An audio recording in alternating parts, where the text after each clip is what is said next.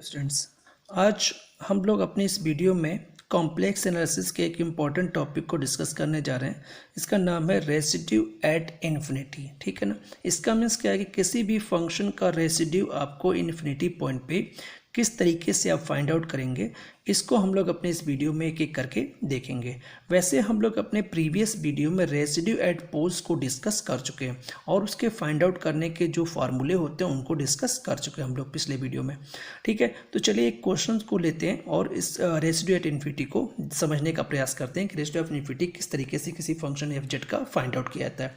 तो हमारे पास एक फंक्शन है F Z equal to Z square upon, ठीक है ना, Z minus one, Z minus two, Z minus three, और हम लोगों को at Z equal to infinity पे रेसिड्यूज का फाइंड आउट करना है। ठीक है, तो सबसे पहले तो ध्यान रखें इसका फार्मूला क्या होगा भाई, इसको कि किस तरीके से इसको हम लोग फाइंड आउट करेंगे। तो इसके लिए हम एक फार्मूला आपको लिख रहे हैं। वी नो दैट यहाँ पे रेसिड्यू, ठीक है ना, एट इन्फिनिटी पॉइंट पे रेसिड्यू, तो ये हो जाएगा limit Z tends to infinity minus Z F Z. ठीक है ना, ये फार्मूला हम लोग यहाँ पे इस क्वेश्चन को सॉल्व करने के लिए ले सकते हैं यहाँ पे। लेकिन यहाँ पे ध्यान रखिएगा, इसमें लिमिट एग्जिस्ट फाइनाइट या फाइनाइटली, इस चीज़ को नोटिस रखा जाएगा। इसको अलग से लिखने का मतलब क्या है यहाँ पे कि जैसे कि आप मान लीजिए इस लिमिट को, इस जेड एफ जेड को सॉल्व करते हैं आप, ठीक है, और इसकी लिमिट की वैल्यू एक फाइनाइट वैल्यू आ जाती है। ठीक है ना, फाइनाइट क्या, डेफिनेट फाइनाइट वैल्यू आ जाती है। ठीक है, तो वो उस फंक्शन के रेसिड्यू को रिप्रेजेंट करेगा किस पे, जेड इक्वल टू इन्फिनिटी पे, याद रखिएगा।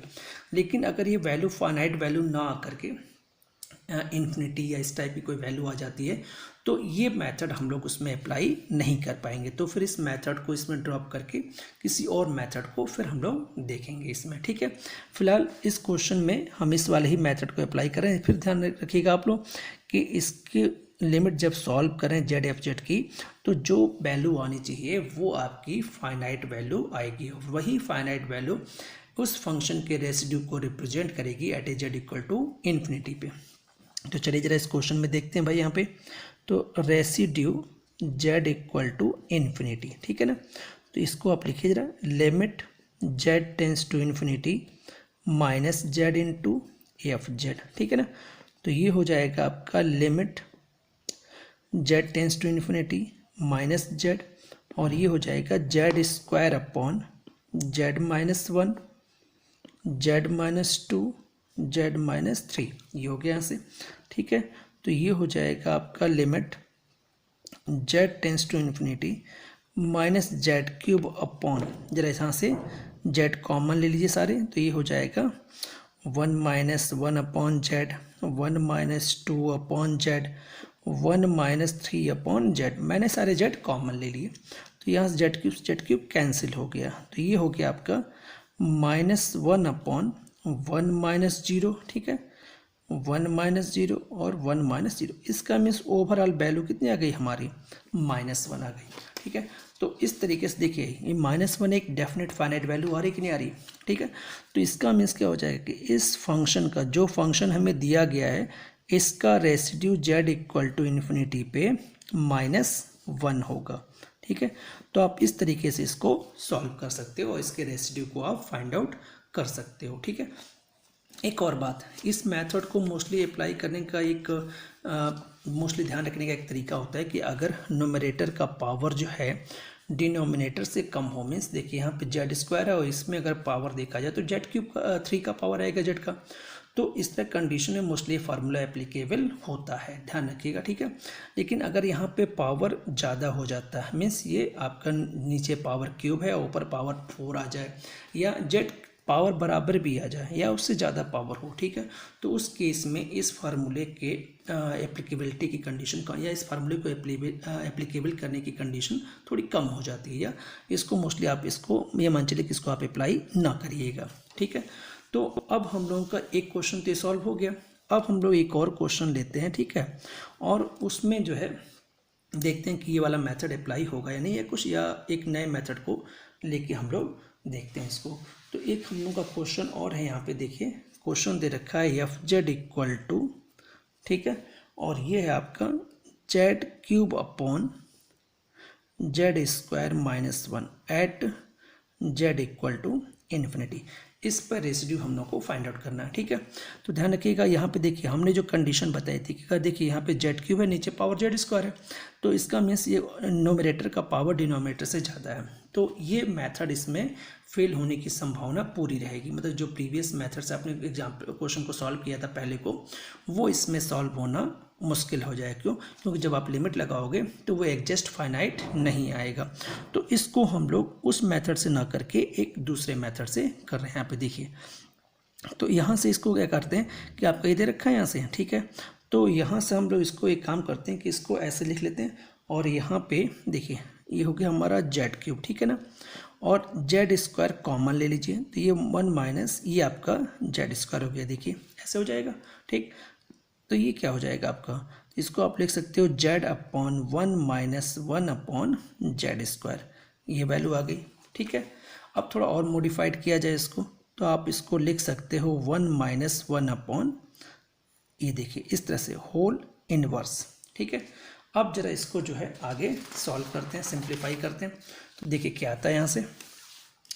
तो यहाँ से इसको सिंप्लीफाई किया जाएगा तो हम लोगों का ये वैल्यू हो जाएगी यहाँ से this equal to Z bracket में one plus one upon Z square one upon Z power four Z power six dot dot dot, ये हो जाएगा।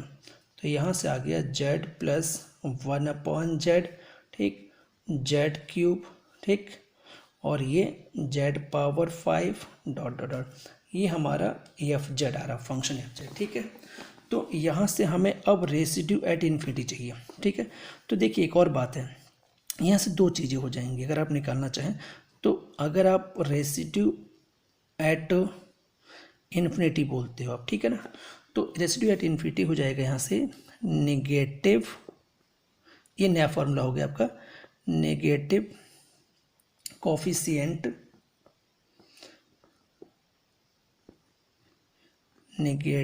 Coefficient of one upon Z in the expansion